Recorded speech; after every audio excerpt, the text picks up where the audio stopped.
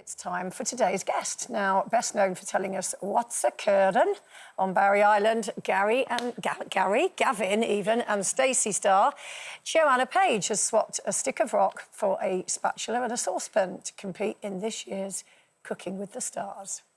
I would say the majority of my cooking comes out of a packet. Actually, now, that's quite soft, isn't it? Is this pasta?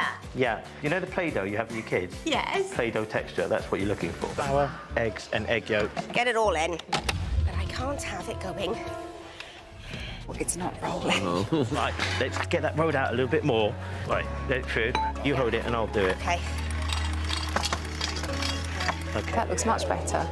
It's a really refined plate of food. You should be really proud of yourself. Thank you.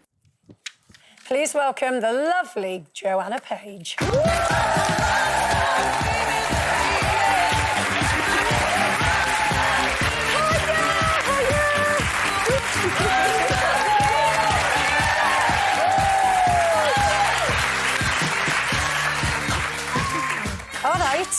All right, what's it doing? I was quite excited about it. I thought it was Gavin and Stacey. I thought I wouldn't mind going with Gavin. The remake. So let's start with Cooking with the Stars. I was very surprised to hear that you said you were out of your comfort zone because you've got 4 kids. Yes, you must cook. I'll do baking, but when I'm cooking for them, it's purely practical. I won't do stuff, you know, out of a packet for them, aside from rice, actually. I will only ever do rice out of a packet. but I'll do, like, you know, I'll do some fish or some potatoes, but it's practical. I have no enjoyment in it. I cook so much now with the children that it's just, I hate it. And so with this show, I just thought, OK, it's out of my comfort zone. Let's go for it. You've got nothing to live up to. Yeah. You're not a cook. You don't need to be nervous. Just go and learn something new. What about when you met your husband? Well, when I first met James, I said to him, oh, well, you know, I'll cook dinner for you. I'll do spaghetti bolognese. And so, I mean, I thought this was brilliant. I boiled spaghetti and then I put that on the plate. And then I got a tin of tuna and I got the brine out and then I just put the tin of tuna on the top and that was it. And that was my spaghetti bolognese. And I would just like to say... I got you the ring, so boy, I better it might not have been that got me the ring. I mean, something seriously was working because he did marry me. But yeah, no, that was like my standard of spaghetti bolognese. So I thought, you know, this should be fun and relaxing. It wasn't. It was borderline traumatic. When you're there, I mean, it was a great experience. Yeah. But when you're there and you're in the studio and you've got all of the chefs sitting there watching, all of the contestants at the bar watching, you've got an hour to cook something which is so out of your comfort zone and skill level, and then they just tell you to start cooking. It's a bit like the difference between being a cook and being a chef, isn't it? Yes. Oh, it was absolutely terrifying. What's your new skill?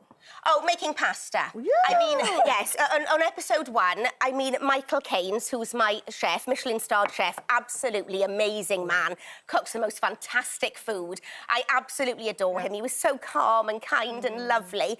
And I turned up for the first day and he said, you're making ravioli, my own ravioli, in, you know, the doodah machine, and you're doing your own sauce, which goes inside it. I mean, I was like, are you joking? I mean... On the first day? On the first day. I mean, normally I'll just put pasta out of the packet and, you know, boil it, and people are lucky if they get a sauce out of a jar.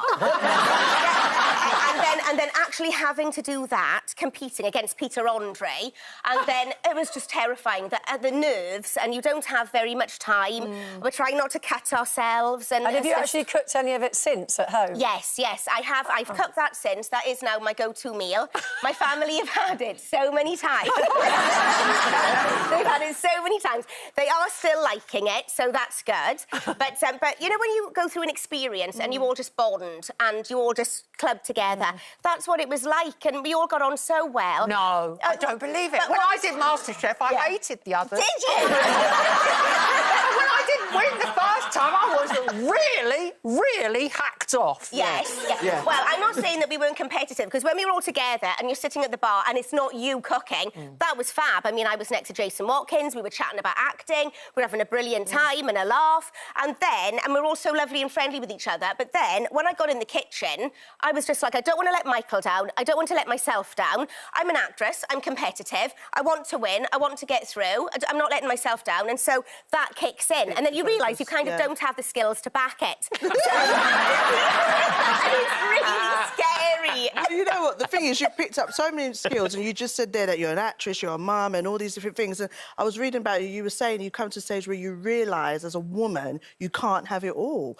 I know. I mean, it's probably quite controversial to say, but personally, yes. I feel like you can't. I mean, it's hard. What did you feel you was compromising on when you was trying to balance Oh, everything? my career, always my career, because I was all full for my career before having children, wasn't in the least bit broody, didn't want to have children, and then suddenly I woke up at 35 and just thought, I have to have a baby, I want a baby now.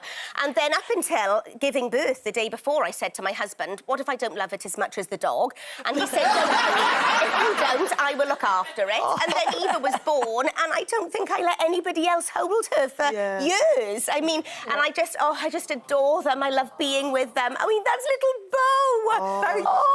And so you had 3, waited a bit. Well, I know. And I thought, So well... Bo was an accident, sort well, of, or kind of an unplanned, accident. or... I just thought, well, you know what? I'm mid-40s. I'm not going to get pregnant. You know, let's have a go.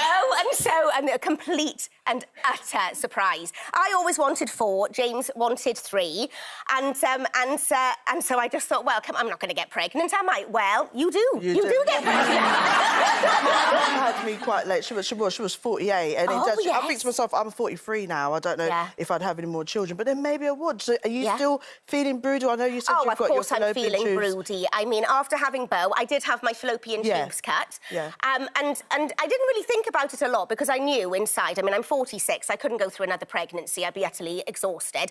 And also, I want to give enough time to my children. But not that long ago, I went on the internet and I looked up, can you have your tubes put back together? And you can, and it says Have you told James Well, this? I did. I said to him. I said to him. And it's 1 in 200 women can, you know, maybe get pregnant after doing that. I told him, and he just looked at me and he went, you what? What on earth are you going on about? So I will not be having any more. I've got my beautiful 4 children. Gorgeous. But when you were saying before, I feel I've always compromised on my career, which I'm happy about because I don't think I'll be on my deathbed going, oh, I wish I'd gone to Hollywood and auditioned for this, that. I mean, I just want to... It goes so fast and I just want to spend as much time... Would you say compromise or balance? I'd say it's a compromise, but which I'm happy with. Yeah. But I would say it is a compromise, but I'm quite happy with it. But you say you love spending so much time with your children, so much so that you haven't slept in the same bed with your husband for 10 years. Well, we've got to a amazing. case now where, well, actually, sometimes we do end up in our bed together. Well, sometimes otherwise we I end would up... have 4 kids. Well, I know. Other times we both end up in, like, one of the kids' beds together. It's a case now of wherever you can get some sleep, get into that bed and get that sleep. I mean, if the 10-year-old wants to sleep in with us, or the 8-year-old, or, like, all of them, that's absolutely fine. I mean, however we can get some sleep, get into that bed and you get that sleep. Amazing. Well, look, I've got to ask you about Gavin and Stacey, because James Corden, as we know, has moved back to the UK. That might sort of, like, heighten the... I know we've had one reunion. Would you be up for another one? Oh, I think we all would. I mean, we all adore each other. We're all, like, fab families. I think we all do. But, I mean, you know, Ruth and James write it, so you don't have a clue. I mean, in my head, I think it's all finished and all done, because that's what happened, you know, after the last special. It was sort of like, well, yeah, you know, that's the end. So I think I'd be very surprised if there was a phone call and they said, oh, you know, would you want to do another one? Oh, you never know. Well, you never know. yeah. Now, you're staying with us. Yes.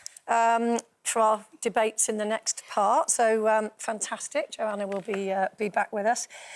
Just to say, though, Cooking with the Stars, 9 p.m. tonight. Tonight, on yes. ITV1.